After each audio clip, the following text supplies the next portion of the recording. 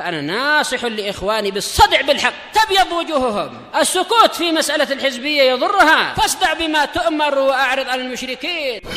سلامي على دماج ورجالها والشيخ يحيى ودار العلم يا سعد بانيها. Bismillahirrahmanirrahim. Waalaikumsalam warahmatullahi wabarakatuh.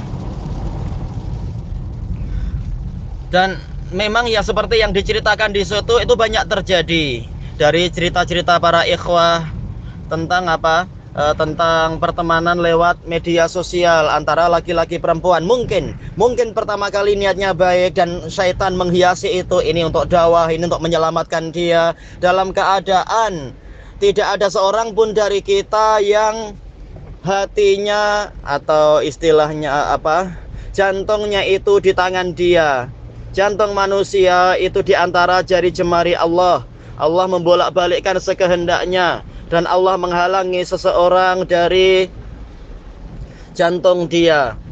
Makanya sejak awal syariat dengan berbagai dalil yang ada itu sudah menutup pintu untuk jangan laki-laki itu bermudah-mudah berbicara dengan wanita tanpa ada hajat syariah dan tanpa memenuhi syarat-syarat keselamatan. Karena memang ini bahaya, dan syaitan itu tidak menyesatkan dalam satu pertemuan. Seringkali itu adalah melalui tahapan-tahapan yang banyak. Yang pertama kalinya itu menyerupai kebenaran.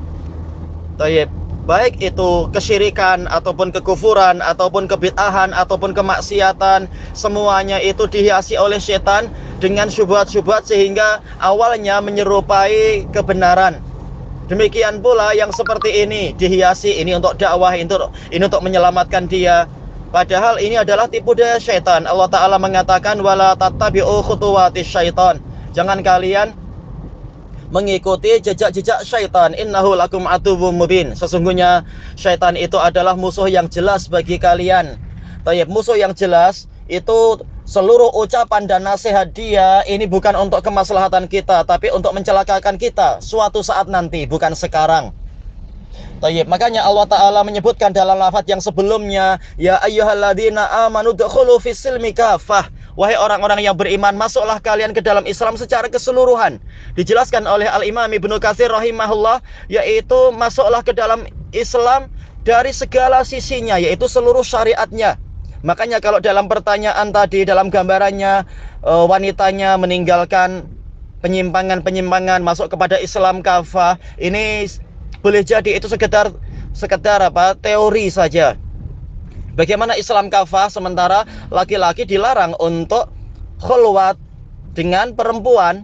Ini bagian dari Islam kafah juga. Sementara para ulama sudah mengatakan surat menyurat lelaki dengan perempuan yang bukan mahram, ini posisinya adalah seperti khulwah, wanita bebas mengucapkan apa yang dia inginkan tanpa diketahui oleh orang ketiga dan keempat.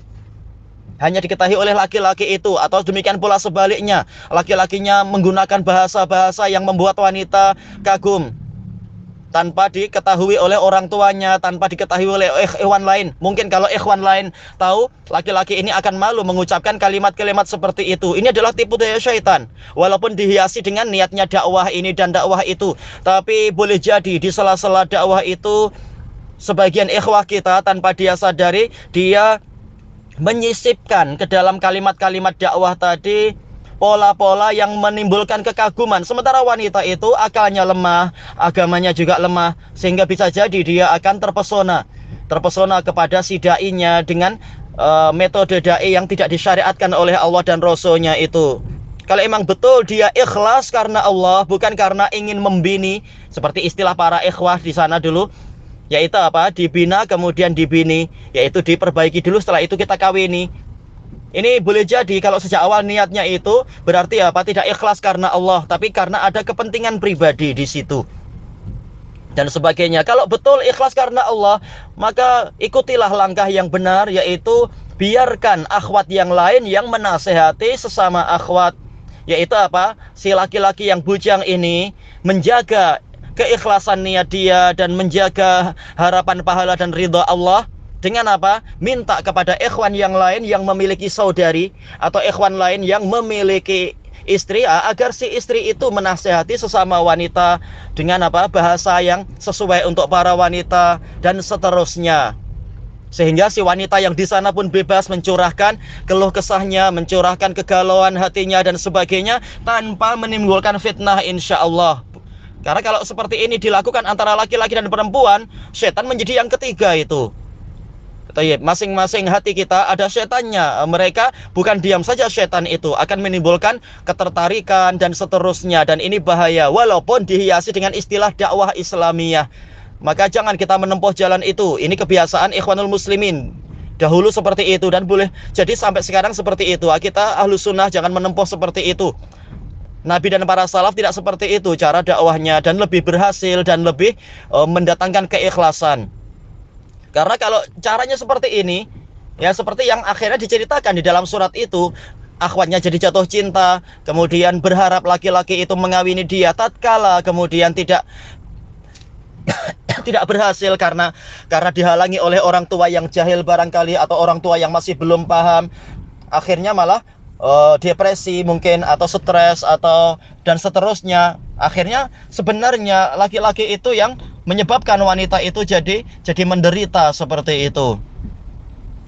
Maka mestinya adalah menempuh cara yang betul. Allah Ta'ala berfirman, wa'tul buyuta min abwabiha. Datangilah rumah itu dari pintu-pintunya, pintu yang disyariatkan. Agama ini telah digambarkan oleh Rasulullah bagikan suatu bangunan. Bangunan memiliki pintu. Jangan kita lewat jendela, jangan kita lewat atap, masuknya lewat pintu. Ada cara-caranya yang disyariatkan yang tidak membahayakan. Kita bukan nabi, yang mana nabi itu maksum, yang mana nabi itu bagikan ayah.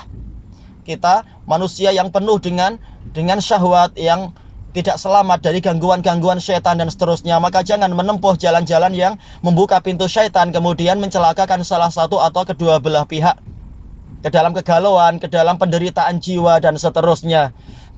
Ini memang betul kata dalam tulisan itu, yaitu akan menjadi pelajaran bagi ikhwan yang lain, dan itu betul. Banyak yang masih bandel, sudah dinasehati agar jangan menempuh jalan itu, masih menempuh jalan itu dengan syubhat ini, syubhat itu. Katanya ikut salaf bukan seperti itu caranya. Secara manhaj salaf bukan seperti itu. Ini sebagai nasihat. Maka semoga Allah Ta'ala menyelamatkan mereka semua. Allah Ta'ala berfirman, iya'lamillahu fi qulubikum khairan yu'tikum khairan mimma ukhidha minkum wa yaghfir lakum. Kalau Allah tahu di dalam hati kalian ada kebaikan, Allah akan memberikan kepada kalian kebaikan tersebut lebih baik daripada apa yang diambil dari kalian, dan Allah akan mengampuni kalian. Jadi kalau betul dakwah tadi ikhlas, niatnya ikhlas, maka insya Allah nanti akan diberkahi, akan ditolong, akan diselamatkan. Walaupun ujian selalu ada, tetapi insya Allah akan ditolong. Ikhlas lillahi ta'ala, nanti Allah yang akan memberikan jalan keluar yang baik. Mungkin wanita ini mendapatkan kebahagiaan dengan berhasil disatukan dengan laki-laki itu, atau disatukan dengan laki-laki yang lain yang lebih membahagiakan. Allah lebih tahu dan kita tidak tahu. Jangan kita memaksakan, kalau tidak dengan dia saya tidak akan bahagia, kalau tidak dengan dia saya lebih baik mati. Seperti kata sebagian orang, ada yang sampai mengatakan seperti itu. Karena fitnah, walaupun sudah mengaji, saya tidak mampu hidup tanpa dia. Ini malah fitnah, ini tertipu, ini bukan ngaji yang betul. Walaupun ngajinya itu kepada ulama atau kepada Ahlus Sunnah yang ajarannya baik, tetapi ternyata hasilnya muncul kalimat-kalimat seperti ini, berarti pendidikannya tadi belum berhasil. Maka tempuhlah jalan yang benar agar diberkahi. Jalan yang salah jangan diharapkan dia itu ada berkahnya.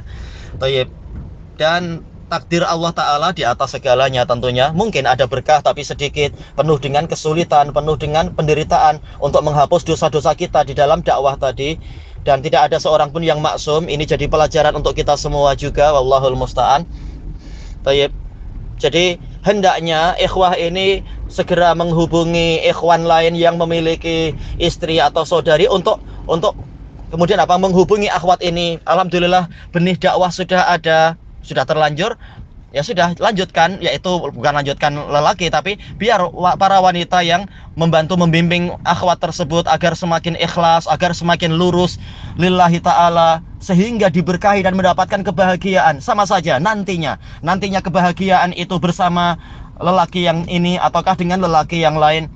keberkahan di tangan Allah Ta'ala. Kalau emang ini jodohnya, walaupun dihalangi oleh orang tua atau orang sedunia, tidak akan lari kemana itu. Insya Allah akan berhasil didapatkan itu, tanpa kita merusak niat-niat kita dan merusak pahala amal soleh kita. Wallahu a'lam walhamdulillahi rabbil alamin.